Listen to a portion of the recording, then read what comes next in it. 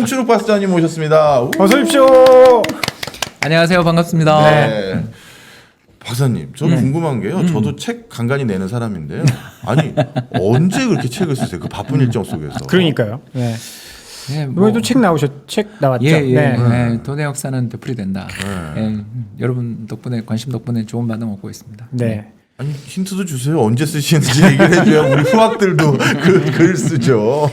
아니 뭐 그냥 오늘 같은 방송 이렇게 하면서 독자들한테 질문 받고 이러는 게 기억나는 걸 적어놓고 하다가 어느 날 필요 오면 쓰고 하는구나. 예, 아, 예. 그렇게 하시는구나. 워낙에 아시는 것도 많고 글도 오래 써 오셨으니까 네, 네. 그냥 뭐 드르륵 일필 그 뭐라고 하죠? 휘지 네. 한 방에 팍 쓰시겠죠. 네. 아주 알겠습니다. 부끄러워하시네요.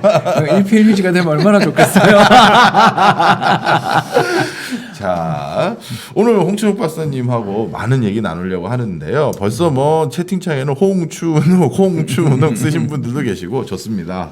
자, 일단 제일 궁금하실 거부터 먼저 화두로 던져볼게요. 코스피는 연일 고점을 찍어가고 있지만 우리 개인 투자자들의 마음은 한쪽이 허전합니다.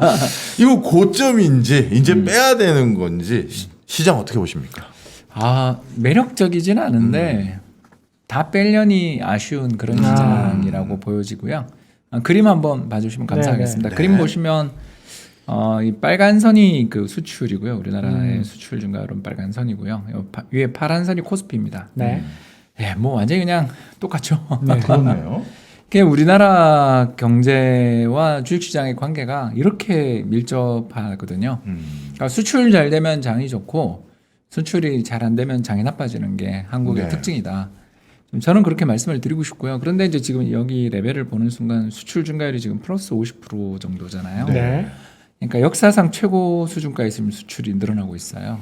피크 이야기도 막 나오고. 예, 하반기에 둔화되거든요. 근데 네. 둔화되는데 한 요 정도 보거든요. 20% 정도. 20%요? 예, 그러면 이 정도 수출 증가율이면 사실 2016, 17 그 2,600 가던 네. 사상 최고치 경신하던 그 반도체 슈퍼 사이클 때보다 사실 수출 탄력은 둔화되더라도 여기서 이렇게 둔화가 되더라도 이 정도면 굉장히 좋은 숫자잖아요. 네. 다시 말해서 모멘텀은 약해진다. 왜냐하면 플러스 50%라는 게 유지가 불가능하잖아요. 네. 그거는 약해지는데 대신 그렇다고 하더라도 꺾이냐라고 하면 그렇게는 안 보이는 상당히 강한 시장이다라는 거고요. 결국 그걸 종합해 보면 좋은 장은 끝났는데 그러니까 뭐 대충 그냥 시장 주도주다 생각되는 거 들고 가면 성과가 바로바로 나오던 지난 1년 동안의 좋은 시장은 대충 끝났고 이제부터는 저는 좀 표현을 하자면 프로들의 시장이 온 거죠. 그러니까 길목을 지켜서 네. 어떤 재료가 돌아서기를 계속 기다리며 인내하고 또는 시장이 주는 힌트를 모아서 투자하시는 분들은 성과가 많이 나고 제 주변에도 실제로 올해 2분이나 주식 투자 졸업을 선언하신 분들이 계시거든요. 예, 돈을 많이 버셔서. 얼마를 벌면 졸업을 선언할 수 있는지 저도 놀랐거든요. 저도 파이어 한 사람이잖아요. 네. 그런데 그 친구들은 주식으로 그게 됐다라는 건 와. 이제 저 같은 이런 소박한 뭐 은퇴 후에 자산 배분해서 어떻게든 잘 굴려봐야지 하는 정도가 아닌 이제 인생을 즐겨라 수준까지. 그만큼 올해 시장이 얼마 전에 또 모 고수님 우리가 이야기하면 금방 다 아는 그 고수님하고 이야기를 듣는데 그분 입장에서 인생에서 올해처럼 돈 벌기 쉬운 애가 없었다라고 표현을까지 하시더라고요. 그래서 그걸 보면서 올해 시장이 정말 그 오랫동안 시장을 보고 특히 경기가 돌아설 때 어떤 산업이 가는지를 길목 지키기를 잘하시는 분들한테는 최고의 성과를 내는 장이 아니었냐. 대신 산업에 대해서 잘 모르고 특히 그 산업 내에서 경쟁의 여류 관계. 예를 들어서 뭐 산업의 주도주가 있고 네. 그 주도주 옆에는 대장주 옆에는 또 경쟁하는 기업들이 있고 틈새를 노리는 기업이 있고 하청이 있고 뭐 이렇게 여러 가지가 나뉘잖아요. 그럴 네. 때 지금처럼 이렇게 수출이 플러스 50%를 향해서 움직이는 저런 강력한 상승세가 나타날 때는 어떤 산업이 좋은가에 대해서 공부가 되어 계신 분들은 올해 시장이 쉬웠고 상대적으로 그냥 시장에 요새 테마가 뭐다, 차트가 이쁜 게 뭐지, 최근에 수익이 좋았던 게 뭐지 이런 식으로 접근하신 분들은 이 장이 순환해 버렸기 때문에 어려웠다라는 거고요. 그래서 정리하자면 올해는 저는 여전히 좋게 보지만 성과 내기는 되게 어려운 시장으로 순환매가 계속 돌 것 같다 이렇게 보고 있습니다.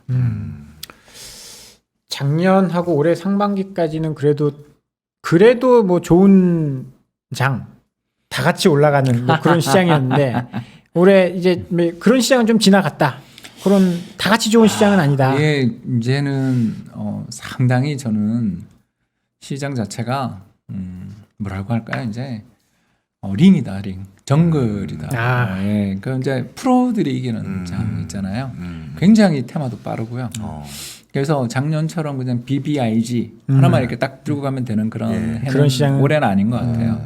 올해는 성장주냐, 가치주냐, 또 경기순환주냐, 뭐 이런 걸 가지고서 치열하게 논쟁이 붙고 잠깐 그 순환배가 벌어지는 장이기 때문에 이걸 따라가는 건 진짜 힘든 해고요. 대신에 아까도 말씀드린 것처럼 이런 테마가 부각될 수 있으니 미리미리 이런 종목들을 쌀 때 사놔야지 하는 좀 길목 지키는 분들한테 성과가 있는 해가 아닌가. 그걸 무슨 수로 따라가겠습니까? 그렇네요. 아주 짧게 움직이잖아요. 예, 지금. 예, 네. 예. 자, 이런 뭐 시장 상황의 변화에 우리가 또 이제 고민해야 될 추가적인 이슈들이 있죠. 맨날 언급되는 거. 우리도 매번 다루잖아요. 그렇죠. 금리, 인플레이션, 저도 앞에 얘기했고. 예, 테이퍼링 이런 논란들이 쭉 있는데 그 모르겠습니다. 역사적으로 28년 동안 돈의 흐름을 보신 분으로서는 이런 인플레이션 우려, 테이퍼링은 이전에 한 번밖에 없었으니까 그래도 테이퍼링 이런 변화가 이번하고 예전에는 주가에 어떤 영향을 미쳤고 이번에는 어떻게 바뀔 것 같으세요? 일단 인플레가 나면 주식시장은 힘들어요. 그건 어쩔 수가 없어요. 왜 그러냐면 인플레가 나면 좋은 업종보다 안 좋은 업종이 더 비중이 커요. 그게 문제입니다. 네. 그러니까 지금 인플레가 날 때 가장 좋은 업종이 어디냐 이러면 은행, 네. 보험, 증권, 네.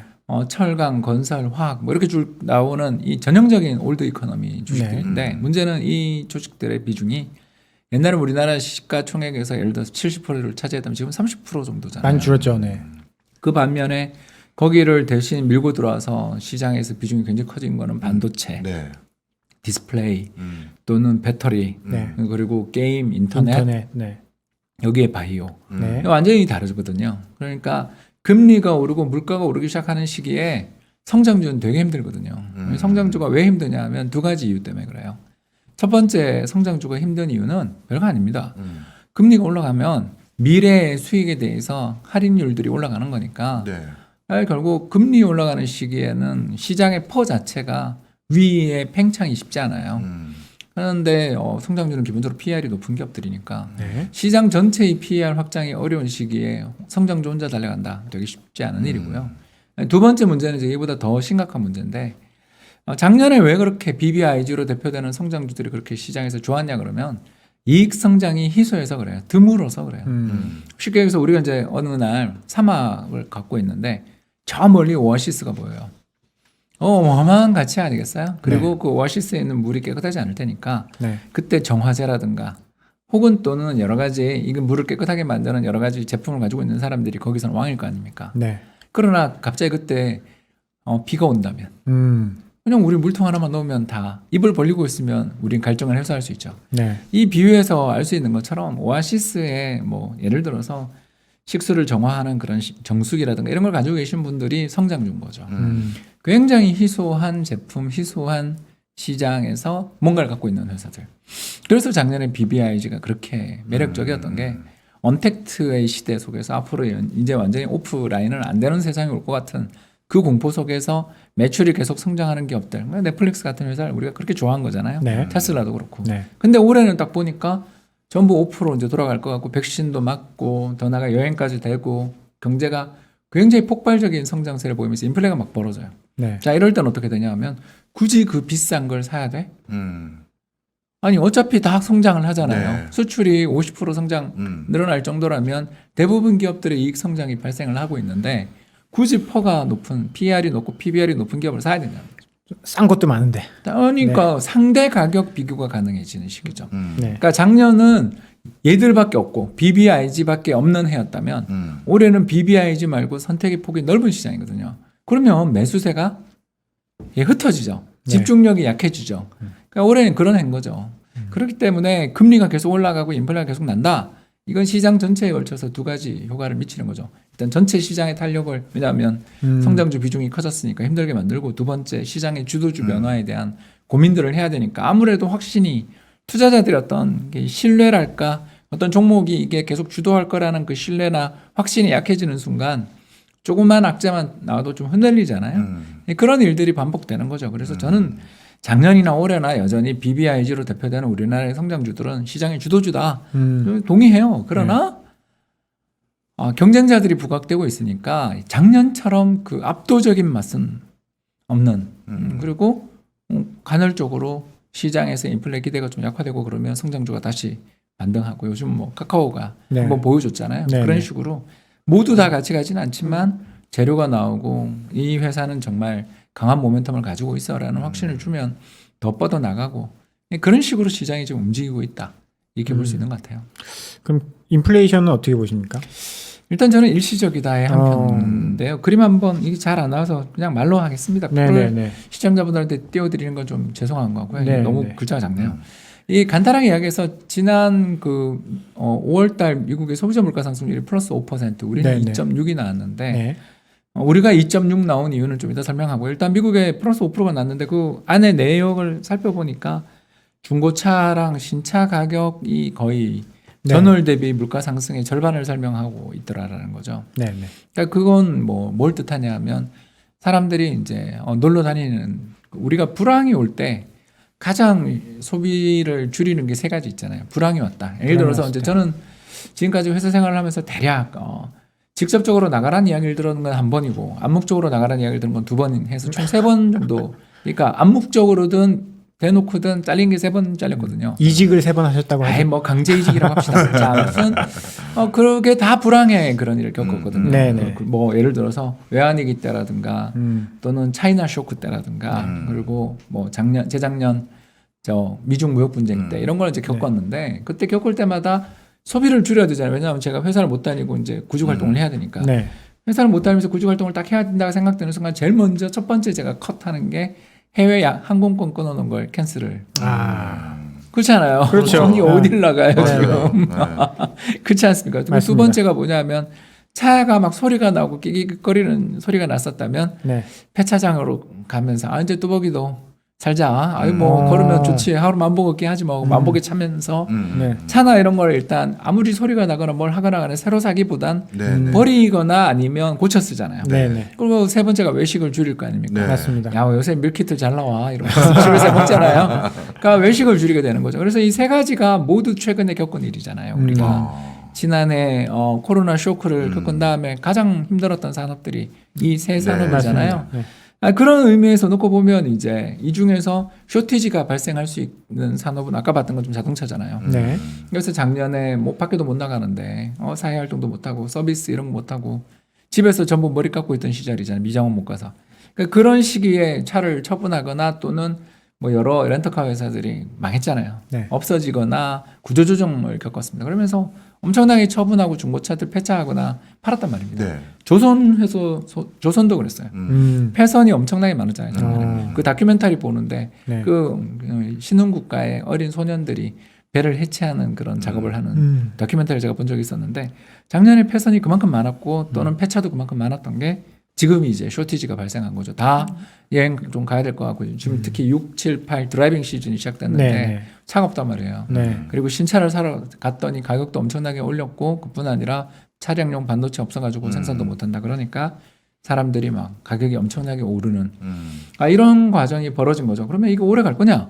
라고 이야기하면 6, 7, 8은 가겠죠. 근데 그 뒤는 이렇게 물으면 두 가지 대답을 할 수 있는 게 첫 번째가 이렇게 가격도 오르고 차들 마진도 커지고 그러면 아무래도 차를 팔려는 기업들 입장에서 딴 데 안 팔리던 재고라도 차를 이쪽 미국으로 수입을 해오든가 차량용 반도체가 여기가 제일 쇼티지가 나고 가격도 많이 쳐준다 그러면 증산을 들어갈 거고 당장 독일의 자동차 부품 회사 중에 하나인 뭐 회사가 이번에 차량용 반도체 증산이 들어간다고 9월부터 증산 들어간다 그러잖아요. 그러니까 이런 여러 가지 일들이 나오는 걸 볼 때 제 생각에는 7, 8월 정도까지는 계속 이 쇼티지 문제가 있겠지만 그 뒤에도 지속될 것인가?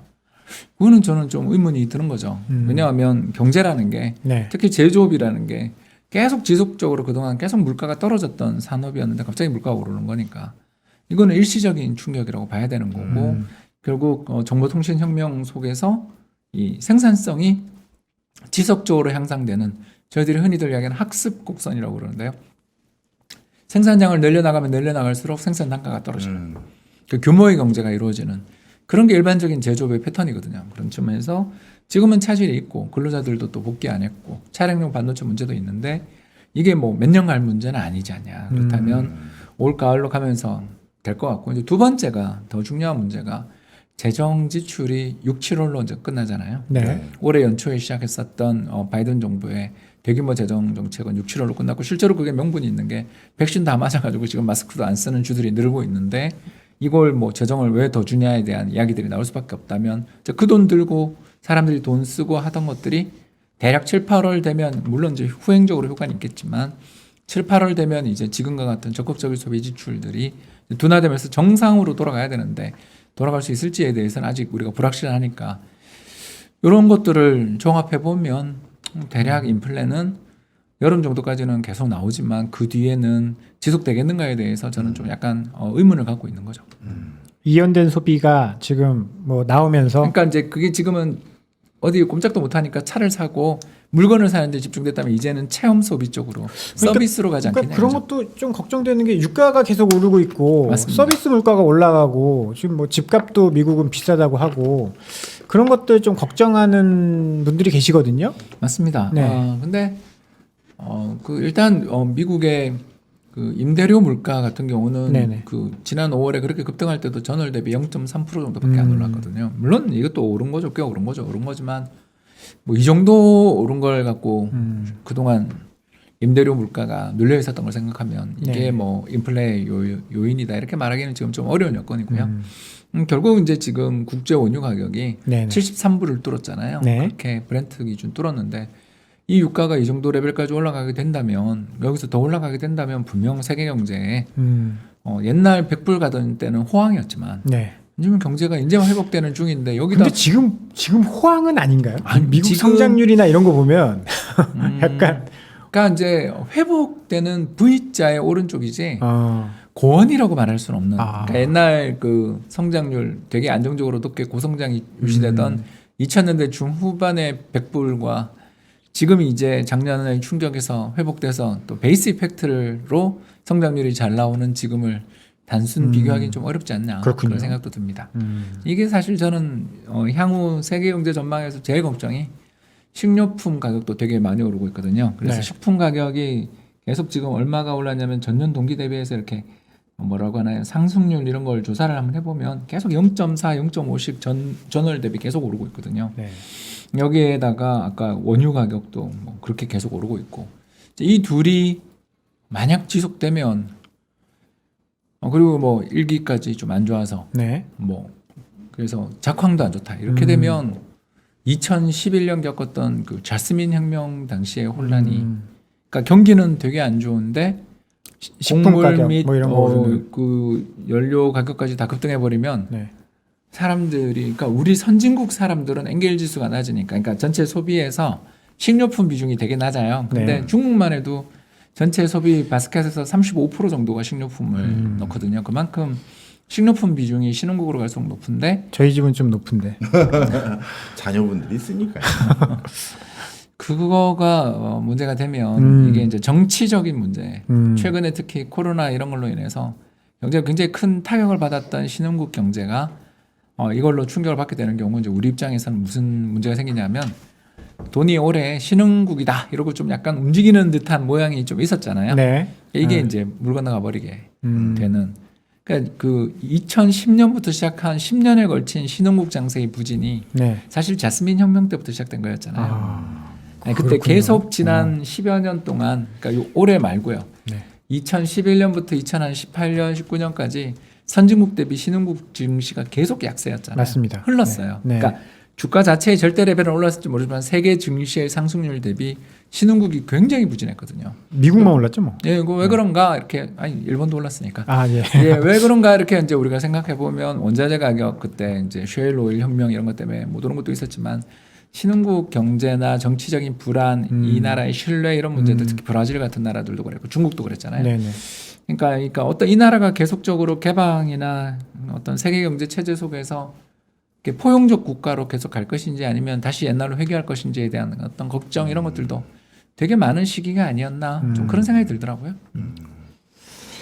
이런 과정에서 이제 그 제 주변에 개인적인 상황을 좀 말씀드려보면 이제 세종시에 회의하러 내려가면 이제 요즘은 저희 같은 경제 섹터에 있는 분이 절반 계시고 네. 앞부분에 방역 섹터에 계신 분이 절반 와 계세요. 아하. 왜냐면 저희만 가지고는 알 방법이 없으니까. 네. 근데 제가 회의 끝나고 언제 점심을 하는데 방역 섹터에 계신 분들하고 밥을 먹으러 갔었어요. 네. 근데 제가 이제 그분들한테 좀 물어봤는데 쉽게 얘기해서 그분들도 개인이니까 투자 포트폴리오 여러 가지 가지고 있는데 생각보다 굉장히 보수적인 포트폴리오 가지고 계신 거예요. 그 이유가 이번에 델타 나오기 전이었는데 이 터널을 끝나가고 있다라고 생각들을 안 하시더라고요. 네. 그래서 그렇다면 이미 저도 주식하는 사람으로서 그 사람들 말을 안 믿고 저도 롱이죠. 네. 일반적으로. 그런데 만약에 박사님 그렇다면 미국 연준도 상당한 많은 총알을 이미 지출을 했고 그리고 세계적으로 지금 나름대로 뭐랄까요 마스크도 벗고 이제 다시 분위기를 바꾸고 있잖아요. 소비가 살도록. 네. 근데 이게 자칫 잘못해서 다시 원점으로 회귀를 한다면 경제가 어떻게 될까요? 더 풀겠죠 돈을. 더 풀어요? 네. 이건 지금까지 푼 건 아무것도 아니죠. 저희는 자꾸 최근의 경험만 우리는 비교하게 되는데 네. 그 세계 2차 대전 때 GDP에 거의 30% 가까운 재정 적자를 쓴 적도 있어요. 작년이 GDP 15% 재정 적자를 썼거든요. 그 2배를 썼고요. 왜 그러냐면 전쟁이니까. 전쟁에서 지면 끝장이잖아요. 그렇죠. 마찬가지죠. 코로나와의 전쟁에서 지면 끝장이잖아요. 그런 측면에서 돈을 그러면 지금 뭐 긴축이니 테이퍼링 이야기는 언제 했냐는 듯이 얼굴 싹 바꾸고 다시 돈을 풀 겁니다. 그리고 그게 가능한 게 선진국이잖아요. 네. 선진국은 기본적으로 그 국민들의 저축량이 많고 글로벌 신뢰가 동반돼 있기 때문에 이 나라가 재정 적자를 쓰면서 어마어마한 국채를 찍더라도 그걸 다 받아주고 또 네. 중앙은행이 인수하더라도 네. 시비를 서로가 안 걸잖아요. 걸죠. 네. 근데 신흥국들 경제를 보면 그렇게 어렵잖아요. 그렇게 했다가 우리 외국인들이 다 이탈해버리면 우리 외환위기 날 수 있다라는 그런 트라우마들이 있는 나라가 네. 되게 많죠. 예. 그래서 이런 신뢰도의 차이들이 지난번하고 이번 경기의 차이예요. 2008년 같은 경우는 신흥국은 빨리 좋아졌는데 선진국이 되게 늦게 회복됐다면 이번엔 반대로 신흥국은 굉장히 힘들어하고 또 회복이 느린 나라가 되게 많은데 비해 선진국들이 빨리 회복되는 이유가 바로 이 재정 정책의 집행 능력 차이, 행정 능력 차이라고 그렇게 볼 수 있는 것 같아요. 네. 알겠습니다. 지금 채팅창에 보면 부동산 질문 그리고 일본 이야기 굉장히 많거든요. 저희가 갈 길이 멀어요. 알겠습니다. 예. 지금 일본 이야기도 좀 들어야 되고요. 할 게 많죠. 부동산 이야기도 좀 들어야 되고 예. 그러니까 좀 갈 길이 멉니다. 알겠습니다. 좀 타이트하게. 예. 네. 그럼 갈 길을 가보세요. 방금 이제 뭐 이렇게 재정 지출 이야기 들어보니까 테이퍼링은 그냥 넘어가도 될 것 같아요. 네. 테이퍼링 뭐 하겠지만 네. 뭐 지난 2013년 같은 그때는 버냉키가 좀 약간은 좀 투박했잖아요. 네네. 그렇다면 지금은 그 12명의 지역 연원 의장님들을 골고루 시켜서 한마디 해라. 한 말씀씩 이렇게 돌아가면서 하는 걸 보면 장관도 한마디 하고. 예, 네. 그 약간의 그 조절을 좀 해보려는 그리고 특히 주식시장이 너무 가파르게 오른 거에 대한 부담감 속에 자산시장에 지금 견제구를 계속 던지는 중이 아닌가 저는 그 정도 보고 있습니다. 예, 뭐 아주 크게 걱정할 만한 문제도 아닐 거고 뭐 하더라도 내년이라 아. 예, 그러니까 말은 올해 할 수 있는데 네. 규모를 줄이고 중단하고 이런 것들은 내년에나 실행될 가능성들이 있는 이슈들이라서 아까도 말씀드린 것처럼 올해 7월 정도 8월 정도가 재정 지출이 어마어마하게 많은데 네. 지금 양쪽 완화를 줄인다라는 건 일단 지금 생각이 좀 어렵고 결국 8월 잭슨홀 컨퍼런스 끝난 다음에 말 바꾸기 시작할 때 그때쯤 돼서야 테이퍼링 일정이 나오고 테이퍼링 일정이 나온 다음에 내년에 테이퍼링 하고 빠르면 내년 하반기에 금리 인상. 제 생각에는 아마 11월 중간선거 이후인 12월 FMC에서 첫 번째 금리 인상이 있지 않을까 생각하고 있습니다. 그러면 2022년이나 23년 논란을 약간은 피해갈 수 있지 않습니까?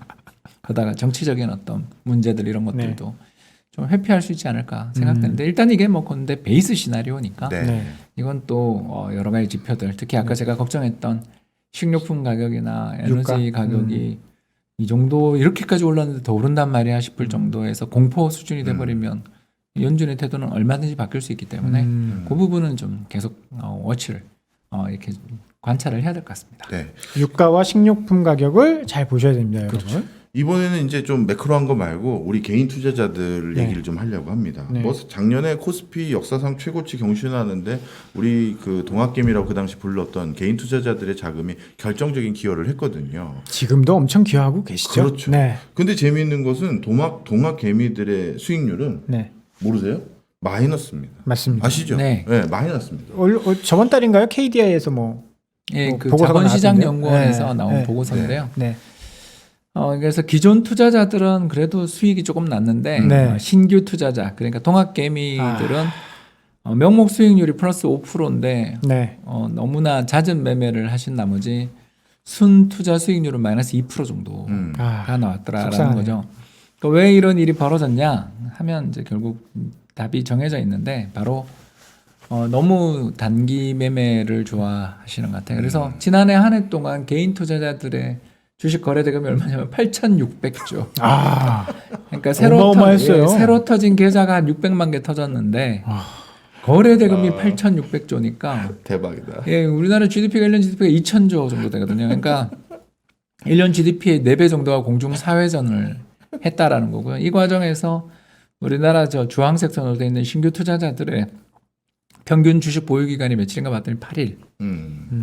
기존 투자자들은 15일. 그나마 기존도 뭐 더 찐개찐인데. 네, 그래서 우리나라는 개인 투자자들이 시장에 참여를 하게 될 때, 네. 그때 증권주를 사야 된다. 지금 뭐 이게 너무 그 증권사 좋은 일을 네. 제가 오늘 어디 뭐 증권사 센터장님하고 점심에 식사를 하는데 네. 자기 회사 이야기를 쭉 하다가 상반기에만 아무래도 이익이 몇천억 날 것 같아요. 뭐 이런 이야기를 하시는 거예요. 그래서 이 회사가 별로 그렇게 큰 회사가 아닌데 그 정도 수익이 날 것 같다라고 이야기를 하더라고요. 그래서 어디서 났어요? 그랬더니 너무 거래가 많아가지고. 야, 그만큼 지금 개인 투자자들의 시장 참여가 적극적으로 온 건 좋은데 이제 문제가 일단 가장 대표적인 게 작년 아까 잠깐 이야기를 했지만 BBIG를 비롯한 한국의 그 주도주들이 뚜렷하게 나타나고 있었는데 네.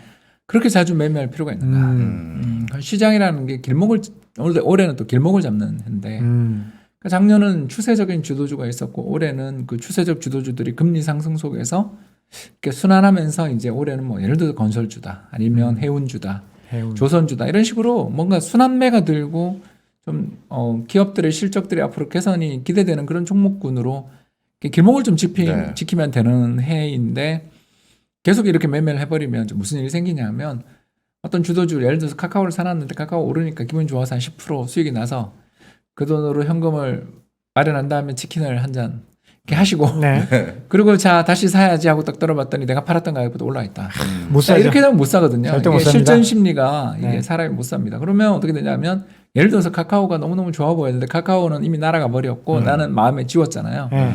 내가 카카오 주주였던 적은 없잖아요. 이제 그렇게 되면 약간 뭐 표현이 그렇습니다. 그보다 못한 기업이거나 그보다 뭔가가 실적이나 미래 성장성이 약해서 좀 쉬고 있는 기업들을 가게 되는 게 네, 사람 네. 마음이거든요. 네. 그 회사보다 더 싼 회사를 찾거든요. 네. 또 절대 주가를 주시하잖아요. 그래서 이거보다 10,000원 싸네 이러고 좋아하고 막 그러잖아요. 그러니까 맞습니다. 그런 일들이 벌어지면서 시장의 주도주를 잡아야 되는 시기에는 놓쳐버린 경향이 있었고 또 지난해 한 해 내내 예를 들어서 조선주라든가 철강주라든가 또는 은행주라든가 뭐 이런 걸 들고 계셨던 분들은 건설주도 그렇고 정말 힘들었잖아요. 네. 근데 올해 이렇게 불타오를 줄 누가 알았겠습니까? 아무도 몰랐죠. 예, 그러면 그런 기업들에 대해서 내재 가치를 중시하는 철학을 갖고 계시다면 또 작년에 해운주라든가 건설주라든가 은행주를 사야 되는데 그건 또 안 움직인다고 또 왜냐하면 뭐 8일 정도 보유하시니까 이거 안 오르네 나 장기 투자했는데도 실패했어. 다른 한 15일 갖고 계셨어요. 평균 8일인데. 결국 이런 거 과정에서 시장에 좀 우리가 뭐랄까 이렇게 투자해서 큰 성과를 얻을 수 있는 기회를 좀 작년 올해가 이렇게 해서 놓쳐버린 게 아닌가 싶고요. 또 이거가 근데 개인 투자자들한테만 제가 이 화살을 겨누는 거에 대해서는 저는 되게 반대 입장인 게 지금 그림 한번 보여주시면 좋을 텐데 2000년 이후에 우리나라 상장기업들 유가증권시장 상장기업들 배당 수익률인데 처참 지경입니다. 네, 그러니까 회사채 금리가 8% 10%였을 때나 지금이나 할 것 없이 그냥 계속 1%에서 왔다 갔다. 작년도 1.4%인가. 한마디로 말해서 배당을 정말 너무 안 줘요. 네. 배당을 너무너무 안 주다 보니까 투자자들 입장에서 내가 이걸 장기 보유한다고 해서 뭘 예를 들어서 공제를 해주는 것도 없고 배당에 대해서 뭔가 인센티브도 없고 우리나라 배당에 대해서 인센티브 없잖아요. 네. 그러면 장기 투자를 하라고 말은 하는데 영 뭐 장기 투자를 할 이유도 없고 기업들 입장에서도 2008년, 2020년 같은 끊임없이 불황이 오니까 불황 오기 전에 현금을 쟁여놔야 살아남으니까 배당을 팍팍 주다가는 위기를 맞을 수도 있다라는 그런 걱정을 하면서 잘 벌면 미래를 위해 배당을 안 하고 못 벌면 오래 힘들어서 배당을 안 주고 이런 일들이 계속되는 거죠. 그러니까 시장이 악순환이 좀 저는 벌어진다. 즉 주주 중시 경영 이런 건 죄송합니다만 세계 최하위권인 것 같고 그 과정에 개인 투자자들은 뭐 아무리 오래 장기 투자해봐야 별로 뭐 정부에서 세액을 뭘 공제를 해준다든가 뭐 이런 것도 없고 그런 상황에서는 단기적으로 자꾸 이제 시장에 돌아다니는 또 정보는 엄청 많죠. 우리 네. 인포맥스 라이브처럼 이런 좋은 방송을 좀 많이 보시면 좋은데 좀 이렇게 너무 정보가 흘러넘치다 보니까 네. 취사 선택에 좀 어려움들을 겪다 보니 이 정보가 너무 많아지면 사람들이 통제 착각이라고 저희들 부르는데 네. 정보가 되게 많이 쌓이고 그러면 내가 뭔가 남들보다 우월한 정보를 갖고 있는 것처럼 느껴져서 더 공격적인 매매를 한다라는 그런 이야기도 있거든요. 아, 공부를 많이 하면 많이 할수록. 공부가 아니라 네. 뉴스 검색을 잘하면 명확하게. 그런 그- 부분이 네. 이번에 좀 우리 개미 투자자들 동학 개미의 수익률을 한때는 참 좋은 성과가 났었던 것 같은데 작년 하반기 올해로 오면서 성과들이 다들 좀 부진해진 게 이런 이유가 아닌가 이런 생각을 좀 하게 됩니다. 이런 과정에서 제가 하나 또 궁금한 게 박사님 어떻게 보세요? 지금 뭐 간만에 개인 투자자들 한 200만 명 이상이 이제 주식시장에 계좌 트고 매매하는 관심을 보이기 시작했는데 주가가 조정 국면으로 이렇게 한 뭐 장기적으로 바뀌고 그 다음에 한 20-30% 빠지고 나면 이때 새로 들어왔던 개인 투자자들 지금과 같은 투자 분위기 이게 완전히 예전처럼 한 10년 동안 우리 변화 없었을 때처럼 시들어 버릴까요? 아니면 지금은 이 SNS나 이런 걸 통해서 투자하는 재미 문화가 형성됐다고 보세요? 저는 시든다. 아, 네, 저는 그 2000년에 제가 되게 기대를 크게 했었거든요. 2000년에 IT 붐 할 예, 때. IT 네네. 붐 때 이제 제가 이제 그 법인 영업을 하고 있었어요. 예. 이제 왜냐하면 그때 꽃이었죠. 증권회사의 꽃이. 외환위기 때 네. 이제 애널리스트 뭐 조직 이런 거 리서치 센터 다 없애고 그랬으니까 예. 저는 이제 리서치를 하는 영업맨이었습니다. 그래서 매일 아침마다 전날 미국 시황 이런 걸 번역해가지고 뭐 그때도 마켓워치나 CNBC는 있었으니까 네. 그걸 열심히 번역해가지고 아침마다 매일 펀드 매니저들 그 우편함에다가 자료를 돌리는 그 일을 했던 거의 시조세거든요. 저는. 네. 그러면서 다니는데 처음에는 그 선배님들이 펀드 매니저님들이 아유 준우가 그렇게 고생하고 하냐 이거 뭐 해봐야 나 너한테 주지도 못해 막 그런 분위기였었는데 네. 그게 이제 바이코리아 붐 네. 한번 올라오면서 현대증권. 이에 뭐 현대중공도 있고 또 미래의 그 디스커버리. 디스커버리의 초창기 그 네, 1호 펀드, 2호 펀드 네, 이런 네. 펀드들 회장님 이름 딴 그 펀드들도 네. 나오고 그러면서 엄청난 붐이 이루어졌는데 그게 좀 성과가 안 좋아지고 좋았죠. 어려워지고 특히 대우 사건까지 겪고 이러면서 그 뒤에 한 4, 5년을 또 그렇게 힘들다가 음. 또 2006년부터 우리 그 브릭스 펀드들부터 시작해서 난리 또 났죠. 네. 뭐 그런 여러 가지 음. 친디아 펀드 예, 뭐 이런 예, 것들이 나면서 또 그때 한 2, 3년 그러다가 또 2010년, 11년에 자문사랩 상품에 대해서 뭐 이런 식으로 그 시장의 분위기를 뜨겁게 만들어주는 굉장히 매력적인 상품들 또는 시장의 이런 바이럴이라고 저희 부르는데 사람들 사이에서 계속 스토리텔링이 이루어지는 경우는 자금이 금방 들어오긴 하는데 네. 우리나라 자금의 특성이 지속성이 좀 어. 없는 편이고 그러니까 빨리 들어오고 빨리 식는 성향이 조금 있는 게 저희들 입장에서는 걱정이고요. 이거를 장기적으로 정착시키려면 어떻게 해야 되냐? 저는 두 가지밖에 없지 않냐. 아까 첫 번째 이야기한 것처럼 거버넌스. 돈 좀 벌었으면 올해 또 호황이라니까 배당 좀 두둑하게 주고 두 번째 정부한테 좀 부탁하고 싶은 게 이렇게 주식을 오래 보유하고 배당을 받는 분들한테는 우리 종합금융과세, 금융종합과세 때문에 네. 세금이 되게 세잖아요. 네네. 그런 분들한테 대해서는 이렇게 그 부동산도 오랫동안 장기 보유하면 그 특별 공제를 해주거든요. 그런데 그 세액 공제를 해줍니다. 근데 우리 주식은 그런 게 없어요. 이런 거에 관련돼서 좀 제도들도 바뀌고 그러면 저는 정말 장기적으로 충분히 지속적인 펀드 붐을 일으킬 만한 여건은 있다. 왜냐하면 좋은 기억들 갖고 계신 분도 되게 많고. 근데 아직은 제가 조금은 비관론 쪽에 서 있습니다. 이분은 국회로 보내야 된다니까. 제가 저기 그런 이야기 하지 마세요. 제가 왜 홍 대표님을 이렇게 좋아하게 됐냐면 예전에 투자와 인구의 미래 그 책 보면 후반기에 인구 절벽을 해결할 수 있는 방법들 이런 것들 막 적어 놓으셨거든요. 그거 보면서 이분은 이코노미스트가 아니고 정책 이게 정부 정책을 짜셔야 되는 분인데 그런 생각을 했거든요. 지금도 그때 특히 제가 네. 군 복무 이야기를 아주 국방개혁 이야기를 네. 했거든요. 그게 제가 그 책에서 인용을 한 게 그게 벌써 10년 전 나온 보고서를 네. 2000년대 그러니까 후반에 나온 보고서였거든요. 네. 아직까지도 우리는 진전이 없어요. 지금 최근 들어서서 군입대 병력들 인력들이 굉장히 줄고 있는 사회에서 최근 특히 그렇게 최저임금에도 턱없이 미치지 못하는 돈으로 우리 젊은 아이들을 젊은 우리 그 동생들을 국방의 의무라는 의무만 지우지 네. 뭐 하나도 없잖아요. 그래서 맞아요. 뭐 예를 들어서 군 제대하면 얼마 준다든가 뭐 이런 이야기가 이제야 나오잖아요. 이제 조금씩 나오고 있죠. 그러니까 이런 걸 보면 이제 저희들 이코노미스트들 네. 입장에서 시장이나 경제에 대해서 여러 가지 문제들에 대해서 답이 없어서 이 문제를 못 푸는 게 아니라 분위기를 못 만든 그러니까 이걸 진지하게 의제로 삼고 논쟁을 점화시키지 못한 거라서 그래서 제가 이렇게 방송 유튜브를 하게 된 이유도 혼자 그렇게 책을 아무리 써봐야 책은 잘 팔려봐야 뭐 몇만 부 정도지만 우리 채널에 나와서 이런 이야기들을 우리가 꾸준히 함께 되다 보면 저는 아까도 얘기했지만 바이럴이 되거든요. 사람들이 와 이거 정말 맞는 이야기다.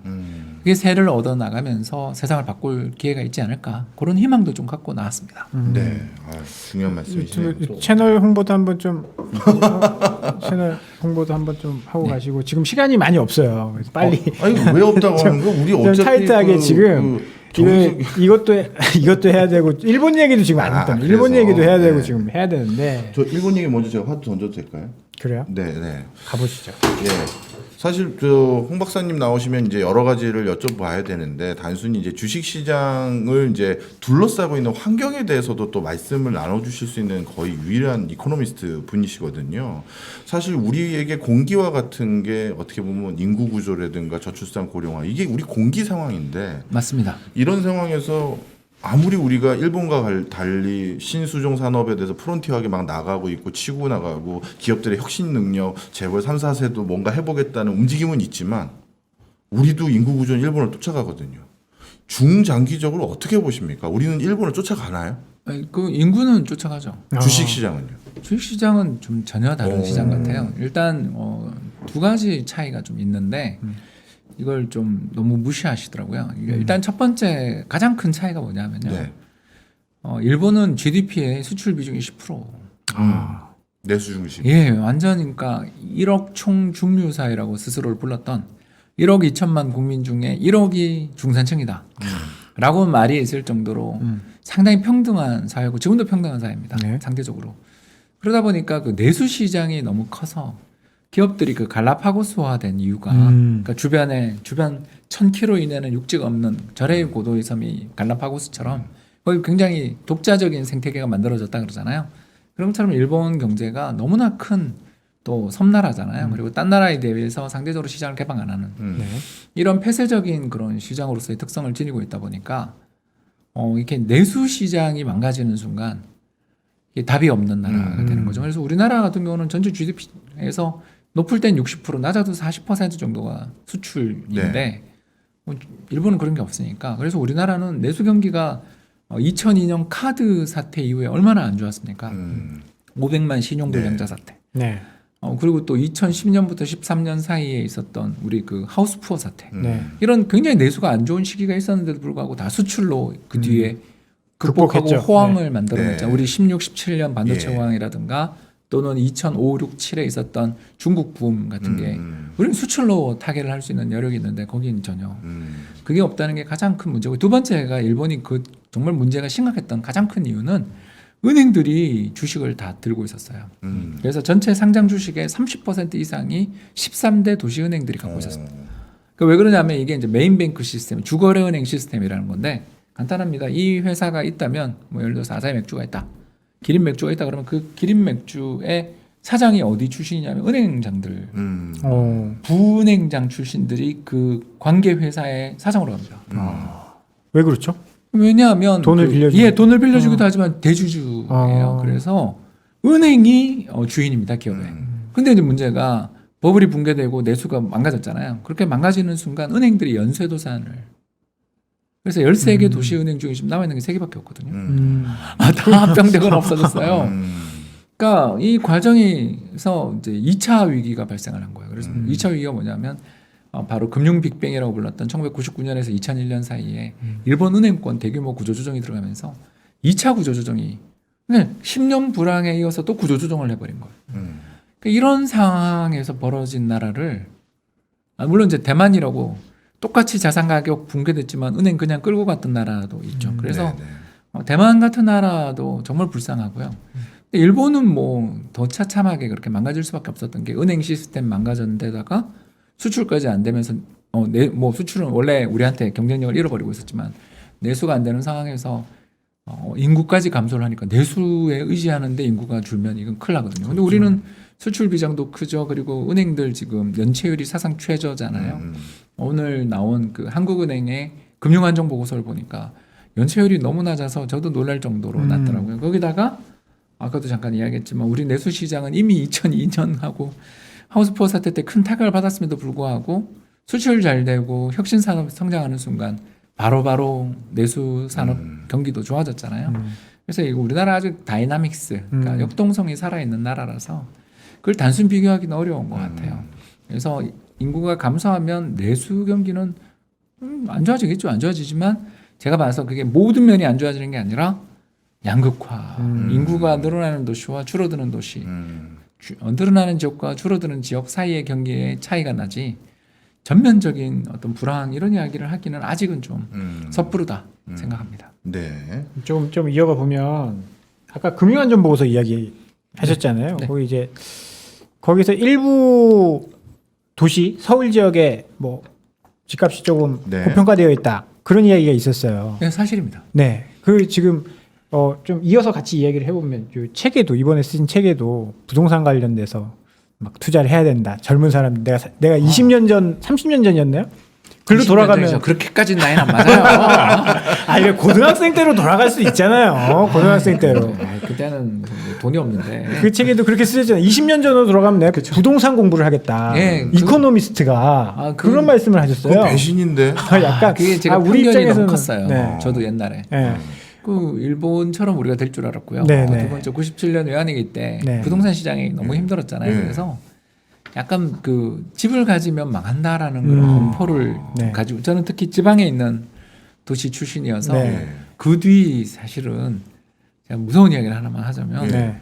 지방에 있는 단독주택에 저희 어르신이 사셨는데 예. 이제 그걸 살고 한 20년 정도 지나서 처분을 하는데 20년 전 구입하셨을 때의 가격이나 그 뒤 가격에 큰 차이가 없었어요. 어머 20년 동안. 물가가 연 3% 오른다면 20년이면 60% 오르고 그런데. 더 오르죠. 복리니까. 그러죠. 복리니까. 70% 이상은 올랐겠네요. 네. 근데 그런데 단독주택 가격이 전혀 안 오른 그런 이야. 지역들이 많아요. 왜 그러냐면 그 지방의 도시 지역의 옛날 도심이에요. 도심 지역은 이 이해관계가 되게 많잖아요. 그래서 네. 재건축이 어려워요. 재개발이 어려워요. 그러면 어디로 가냐 하면 지방 도시들은 시 외곽으로 가요. 대표적인 게 대전에 보면 대덕이라든가 네네. 세종 유성 쪽은 뭐 이쪽. 유성 이쪽은 좋은 아파트들에 또 뭐 신세계 백화점도 들어오고 네네. 좋아지는데 구도심 쪽을 보면 꽤 아직 개발이 덜 돼 맞아요. 있는 경우도 많고 대구도 그렇고요. 네. 예, 그러니까 맞습니다. 주요 도시들 중에 최근에 이제 임장했던 도시 경험으로 제가 잠깐 이야기를 하는 것 같고요. 그런 것처럼 이 부동산은 인구가 좀 줄어들고 더 나가서 재건축 재개발을 할 경제적인 인센티브, 그러니까 내가 이 집을 부수고 새로운 집을 받게 되면 내가 돈을 번다라는 어떤 기대가 있어야 재건축 재개발이 되지. 그게 안 되면 집이 그러니까 쇠락해버리고 자칫하면 버려지게 되잖아요. 그러니까 그런 것들을 알고 있어서 굉장히 부동산에 대해서 부정적이었는데 네. 이렇게 살면서 공부를 하면서 느낀 게 두 가지. 아까도 이야기했지만 일본이랑 우리의 가장 큰 차이는 수출. 그리고 두 번째가 일본조차도 공부를 해보니까 동경이나 오사카 지역 같은 경우는 2005년과 2007년, 동경은 2005년, 오사카는 2007년 이후에 아파트를 중심으로 해서 가격이 급등 중입니다. 그래서 특히 동경 지역의 신축 맨션 같은 경우는 1991년 버블 붕괴 당시의 가격을 회복했어요. 오. U자입니다. 와. 엄청 오른 거죠. 고점에서 60에서 70% 빠진 게 속출했었는데 거기서 다시 역사적 고점을 네. 회복했다는 거니까 바닥에서 잡으신 분들은 200% 300%의 성과가 그렇네요. 났을 수도 있는 거죠. 그런 걸 보면서 제가 공부를 하면 할수록 어떤 자산에 대해서 너무 편견을 갖지 말고 또 어떤 나라의 사례를 너무 일반화시키지 말고 좀 이렇게 폭넓은 사고를 했으면 훨씬 더 재테크가 성공을 했을 텐데 저는 열심히 직장 생활만 하고 아까도 이야기한 것처럼 새벽처럼 일어나서 뭐 맨날 3시, 4시에 일어나서 아침에 가서 자료 쓰는 게 일이었지 네. 재테크에 대해서 그렇게 눈을 결혼하고 특히 애가 초등학교 갈 때쯤 돼서야 눈을 남자들이 좀 그래요. 그 학군의 중요성을 그때 알게 되거든요. 그런 것들이 제가 너무 아쉬워서 이번 책에서도 30대로 돌아간다면 일단 저는 첫 번째는 달러 투자를 좀 하고 싶고 이건 달러 투자 얘기는 몇 번 했으니까 넘어가고 두 번째는 부동산 특히 그 중에서도 경매 공부를 왜냐하면 경매 시장이 이게 굉장히 격렬하게 좋아졌다 나빠졌다 해요. 지금은 낙찰가율이 116%예요. 그러니까 감정평가액이 10억이면 지금은 11억 6천에 낙찰돼. 말도 못하게 뜨거운 시장이라 지금 들어가는 건 저는 좀 반대 의견이긴 한데 네. 그 낙찰가율이 굉장히 드라마틱하게 떨어지는 시기들이 있거든요. 대표적인 게 2019년 3월. 그때는 서울 아파트 낙찰가율이 80%였어요. 그때 왜 그랬을까요? 네, 그때 2018년 12월 크리스마스 양몽 주가 폭락했던. 그래서 2,600포인트가 1,800 깨지던 그때의 충격들 속에서 그때 또 금리도 인상했잖아요. 그 속에서 서울 지역 아파트의 낙찰가율 이런 것들 통계를 보면 특히 2019년 상반기에는 실제로 부동산도 좀 조정받았고 그때 낙찰가율이 80%까지. 그러니까 지금이랑 거의 한 36% 차이가 나는. 부동산 이만큼 다이나믹. 우리나라는 저는 불패 이런 거 이야기 나올 때가 조심해야 돼요. 그런 거 없거든요.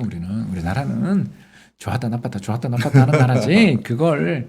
이거는 무조건 안전해라고 말할 때부터 그 자산은 위험해진다. 저는 그런 말씀을 좀 드리고 싶어요.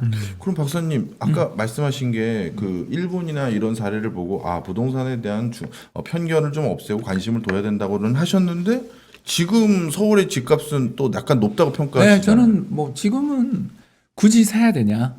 그러니까 이제 그 서울에 자기 돈으로 전세 사시는 분들은 저는 사도 된다. 네. 왜냐하면 자기 돈으로 전세를 살고 있다면 그 비싼 서울에 전세를 가지고 있다면 이분 사실은 재산이 있는 분이잖아요. 그러니까 이런 분들에 대해서는 또 나라에서도 첫 주택 매입하는 거 이런 거에 관련돼서 최근에 규제도 완화하고 더 나가서 임대차 3법 이후에 전세 가격이 지금 급등 중이잖아요. 그래서 제가 살고 있는 아파트 같은 경우에 이렇게 계약이 나오잖아요. 그런데 4억의 전세가 계약이 된 거예요.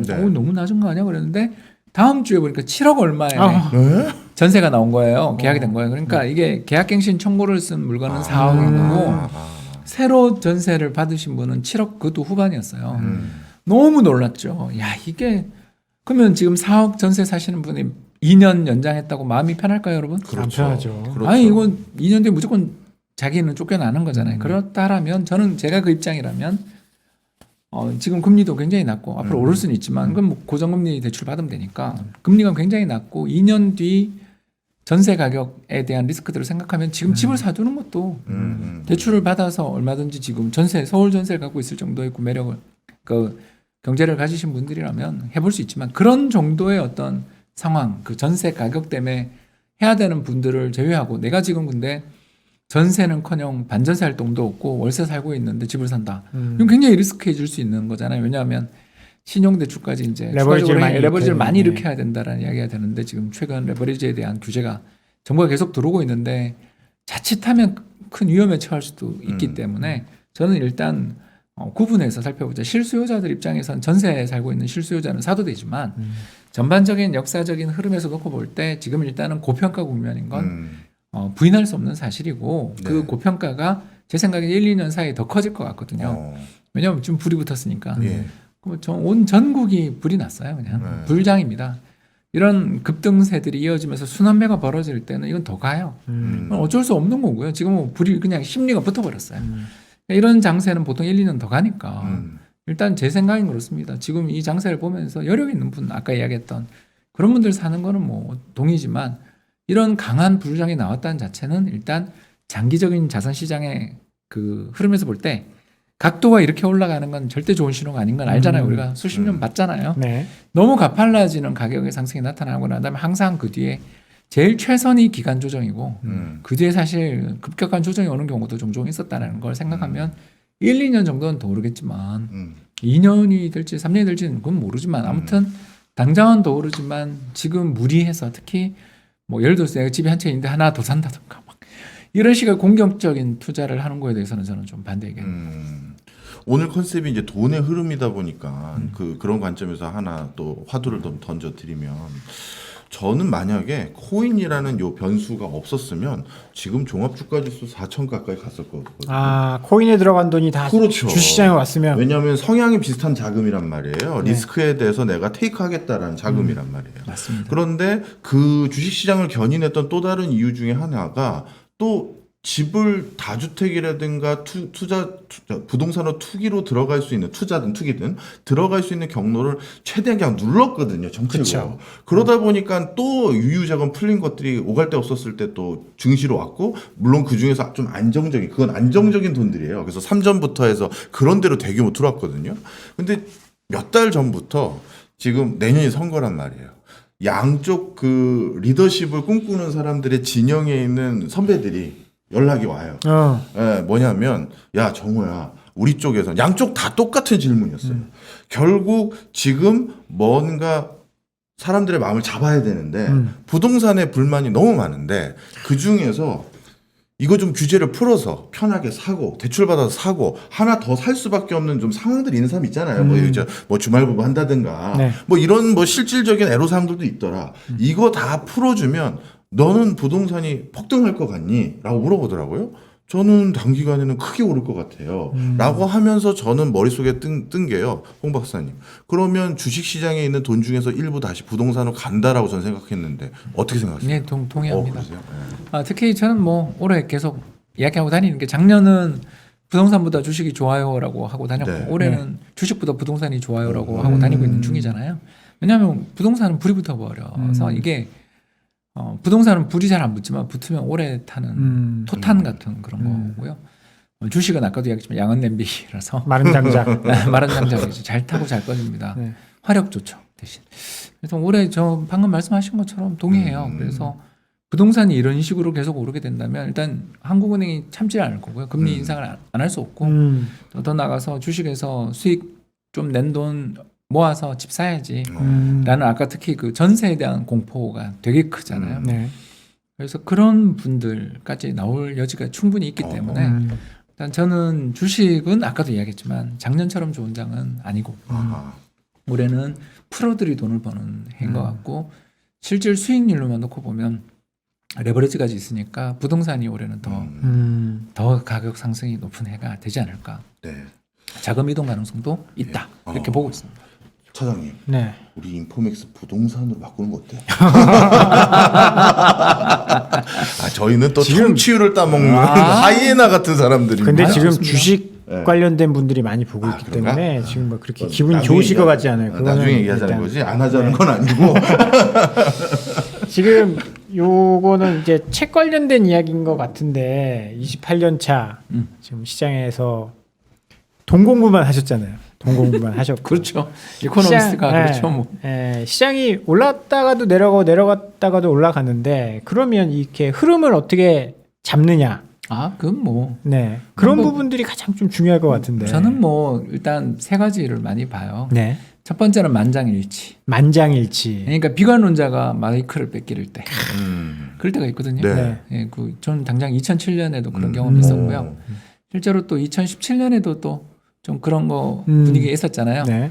좀 조심해야 되자 이렇게 이야기하신 분들한테 막 최근에 예를 들어서 뭐 어떤 유튜브나 이런 데서 네. 좀 시장에 대해서 비관적으로 이야기하신 분들에 대해서 댓글이 나는 거 보면 되게 난리가 난리 나죠. 나죠. 하고 상처를 좀 받을 것 같은 네. 그런 상황이 출현하게 되면 입을 다물게 되거든요. 네. 그래서 시장을 좀 보수적으로 보자, 비관적으로 보는 분들이 입을 닫게 되는 등 시장이 모노톤 하나의 방향. 지금 부동산이죠. 그렇죠. 그런 것 같아요. 예. 그래서 이렇게 될 때는 좀 버블의 리스크들이 커지는 것 같고요. 두 번째가 뭐 당연한 이야기입니다만 장단기 금리 차죠. 그래서 이 장단기 금리 차가 역전된다. 이건 진짜 위험한 것 같아요. 그러니까 정부 정책 금리가 시장 금리보다 높아진다. 이게 한 3년 전에 한번 예, 역전됐었잖아요. 2019년에 18년 19년에 있었고 그래서 엄청 걱정을 했었는데 예, 어떻게 잘 넘어갔어요? 넘어가는 줄 알았는데 코로나가 터졌다. 그래서 그러니까 장단기 금리가 역전되는 시기. 그러니까 다시 말해서 시장 금리보다 정부 정책 금리를 높인다라는 건 정부가 마음을 독하게 먹고 긴축한다는 뜻이잖아요. 그렇게 되면 경제가 좀 약해져요. 그래서 약해지면 무슨 일이 생기냐면 외부 충격이 올 때 불안이 됩니다. 안 오면 그냥 넘어가요. 그런 적이 있었거든요. 1995년에 그런 적이 있었어요. 네. 그런 식으로 운이 좀 달려 있는 거고요. 세 번째는 당연한 이야기지만 우리 오늘 보여드린 첫 번째 그림. 우리나라는 수출이 먹여 살리는 나라인데 수출 경기가 안 좋아지고 수출 증가율들이 계속 탄력이 둔화되는 시기에 온다라면 주식에 대해서 아무리 낙관적인 생각을 갖고 있더라도 그건 조심해야 된다. 이 세 가지를 교차로 이렇게 살펴보면 지금은 장단기 금리 차는 좋은데 네. 좀 약간 이제 만장일치를 강요하는 듯한 분위기는 없는 건 아닌 것 같고 여기에 이제 수출은 아까 우리가 초반에 이야기한 것처럼 플러스 50이 계속될 수는 없다. 네. 떨어질 때 완만하게 떨어지고 또 거기서 유지가 되면 이게 큰 장이 되는 거고요. 그게 이제 2000년대 장이 그랬고요. 그게 아니라 이렇게 마이너스를 잠깐 간다든가 이런 식으로 가게 된다면 시장에 대해서 저는 이제 뷰를 바꿀 생각입니다. 또 마음도 무거운데 이게 조금씩 아니까 그래도 어차피 계속 증시는 기회는 또 오고 그럼요. 자산시장은 기회가 또 오니까요. 계속 옵니다. 예. 그래서 이번에 또 이 변화를 잘 흐름을 길목을 잡아야겠다라는 힌트를 저는 홍춘욱 박사님께 많이 또 듣네요. 예. 사실 저는 이제 한 15년 정도 됐으니까 제가 2006년도부터 2005년도부터 시작을 해서 이제 금융위기 때 2008년도 이제 금융위기가 왔을 때 야, 이런 게 한 번 더 오면 정말 기회를 잡아야지.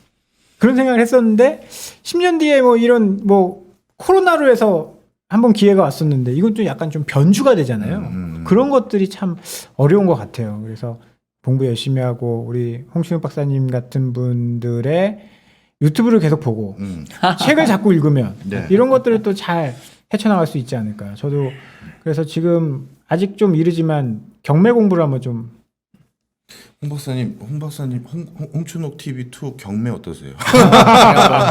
컨텐츠를 한번.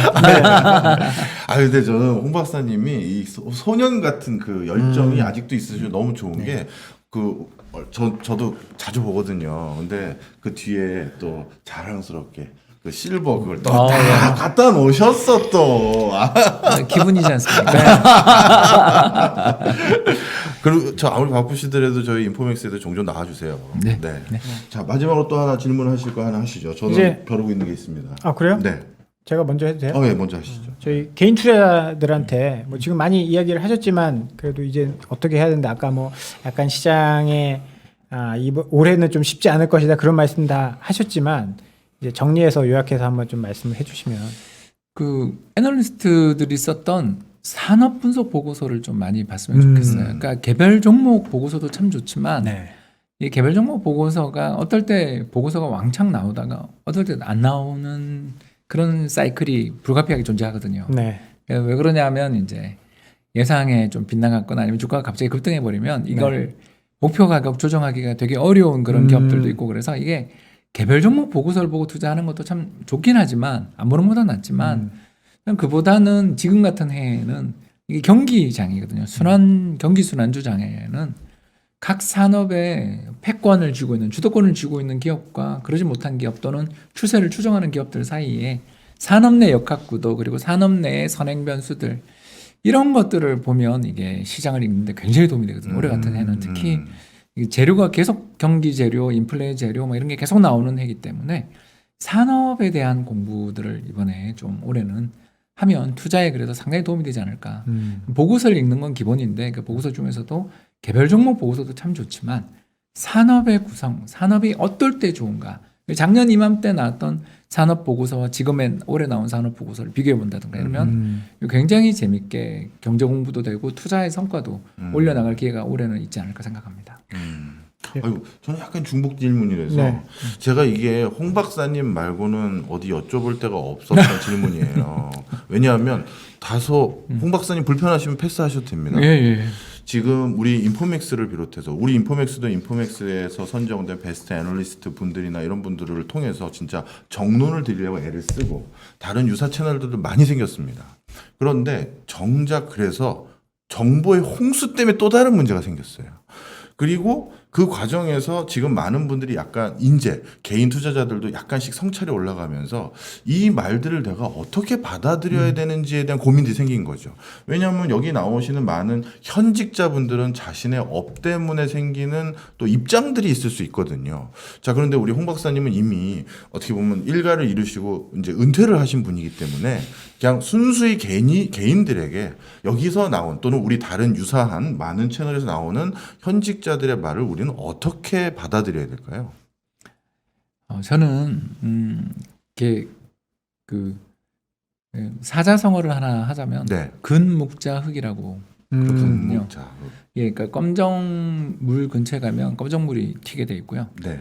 근주자적이라고 해서 빨간 물이 있는 데 가면 빨간 물이 튀거든요. 이게 유튜브를 비롯한 각종 SNS의 특징이 뭐냐면 네. 어떤 걸 좋아요라고 하면 거기랑 유사한 채널, 알고리즘이. 유사한 알고리즘으로 추천을 해줘서 이끌어주죠. 사람을 어떻게 만드냐면요. 커미트먼트, 그러니까 몰입시켜요. 특히 정치가 그렇고 경제도 그래요. 근데 그거 참 안 좋은 거잖아요. 안 좋아요. 안 그렇기 좋은 때문에 여러 쪽을 봐야 어떻게 되는. 해야 되냐면 네. 반대 의견을 들으려고 아까 제가 오늘 이야기했던 만장일치를 정말 경계해야 돼요. 그러니까 여러분이 말하는 보고 있는 채널이나 정보가 모두 같은 이야기를 하고 있다면 위험한 거예요. 네. 지금 당신의 포지션이 위험할 수 있어요. 그렇기 때문에 반대편의 이야기, 그 데블스 애드버킷이라고 저희들이 부르는 맞아요. 네. 의도적으로라도 좋으니까 이게 마음에 안 들지만 이 사람은 무슨 이야기를 하는지 반대편의 의견들을 듣기 위해서 노력하는 다른 의견을 가진 사람들의 이야기를 청취하는, 그런데도 반대 의견이 없다. 이건 저 시장을 조심해야 돼요. 그렇게 좀 말씀을 드리고 싶어요. 중요한 말씀이시죠. 이게 정말 대단한. 제가 진짜 이걸 어떻게 해결해야 되는지 했는데 진짜 오늘 정말 좋은 말씀 주셨어요. 예. 그럼 저는 이제 홍충 TV 말고 또 다른 것도 봐야지. 자, 오늘 귀한 시간 내주셔서 너무 감사드리고요. 저는 또 다른 책을 계속 기다리고 있는 또 애독자입니다. 바쁘시더라도 많은 또 일필 희지 맞죠? 글을 남겨주시면 감사하겠습니다. 다음에 또 뵙겠습니다. 감사합니다. 네, 감사합니다.